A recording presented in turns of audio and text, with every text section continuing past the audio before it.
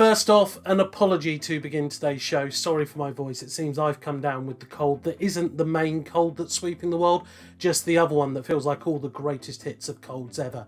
And maybe it's a little bit of, sweet revenge, because I was sat there smugly on Friday night after the game, celebrating the fact that I had chosen a draw between Leeds and Newcastle United, going against the supercomputer, going against you, and going against pretty much all my other analyst contributors too.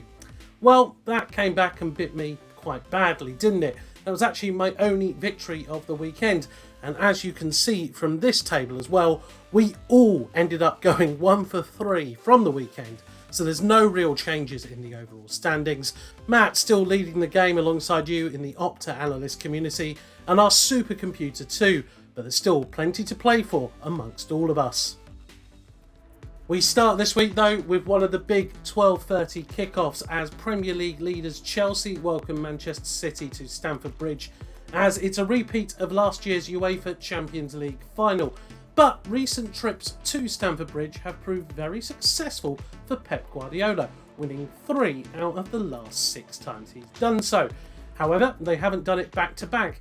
In fact, they haven't done it back-to-back in the top flight away from home at Chelsea since 1955. Our win probability model is also backing them to be victorious, giving them a seemingly huge 46.4% chance of victory. But perhaps even more surprising is the 28% chance of a draw that has rocked up, especially considering the last 12 Premier League meetings between the sides haven't ended up equal, with City winning 7 to Chelsea's 5. In fact, if we look across all competitions, then Chelsea have won their last 3 meetings against Manchester City, that being in the FA Cup, the Premier League and the Champions League final. And in fact, Pep Guardiola has not lost to another side more than Chelsea in his managerial career. And you in the Opta Analyst community believe that the Blues will become the first side to win 4 on the bounce against the Spaniard. It's worth bearing in mind that Chelsea have kept 15 clean sheets in 24 Premier League games under Tuchel, more than any other side since the German took charge. Now, unfortunately, we have no guest to join us this week. It's very busy times on the Analyst, but I did manage to get the predictions in from everyone, and pretty much everyone is backing you in the belief that Chelsea will be victorious. However, John and I do feel that City will nick a point from this game. Yes, maybe it's a risk, considering that City have failed to score in 2 of their 5 league games this season, which is as many as they had in their previous 30. So maybe put this down as a 0-0 draw in my eyes. A spread out weekend of fixtures means we're actually going to head to the next game before giving you a look at the rundown of the rest of Saturday's fixtures. And it's to Vicarage Road we head, where Watford are going to be welcoming a rather favourite foe of theirs in the Premier League. Okay, they have only won 5 of their 12 meetings against Newcastle United, but that's the side they've beaten the most in the Premier League. And if we add all the points together from draws, it actually takes them to 19 points. Again, the most they have accumulated against any side in the Premier League. It's a tight one on our win probability model, but it is slightly favouring the host to be successful, giving the Hornets a 37.6% chance of success. And why not? They have won 13 of their last 5 home league matches, even though they did lose their last such match at Vicarage Road 2-0 against Wolves. However, they have not lost back-to-back home league games since November 2019. What about Steve Bruce though? Even though they secured that point against Leeds United last time out, they haven't won any of their opening 5 fixtures in the league this season. And they could pick up an unwanted bit of history if they fail to record a victory this weekend, as it will be the 6th time in Premier League history that Newcastle have failed to win one of their opening 6 matches to a season. Well, according to you in the Opta Analyst community though, they won't be avoiding it, with you overwhelmingly backing a Watford victory. Newcastle's leaky defence might be the problem in this one. They've faced more shots than any other side in the Premier League this season with 93, and also have the highest XG against total with 11.95. The spread is a little wider amongst us analyst contributors, but by all means none of us have backed the Magpies to be successful, but they didn't let me down last week against Leeds, and I can't see a reason why they won't again here. I mean, sure, they've not won consecutive Premier League matches against newly promoted sides since November 2015, bearing in mind they did beat Fulham on the final day of last season. But I'm not looking for a victory here, just a draw, and maybe a Steve Bruce run onto the pitch. So on to the rest of Saturday's fixtures now, and the first league meeting between Brentford and Liverpool since May of 1947, where the sides played out a 1-1 draw at Griffin Park, which resulted in the Bees' relegation from the top flight, whilst the Reds went on to win the title.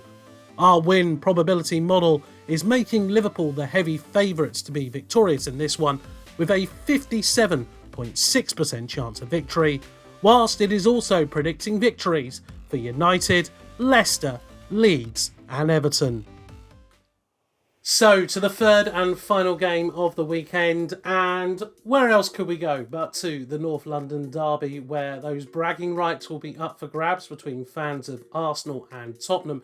Now, just one of the last 10 Tottenham Hotspur managers to have had the chance to manage in a North London derby have managed to be successful at the first time of asking. However, Nuno Espirito Santo will become the 10th different Tottenham Hotspur manager to have an away North London derby first up in their reign. However, only one of them has ever been victorious in that match. And the chance of Nuno becoming the second? Well, it completely hangs in the balance according to our win probability model. And much like the documentary last season, it's going to be all or nothing for both sides.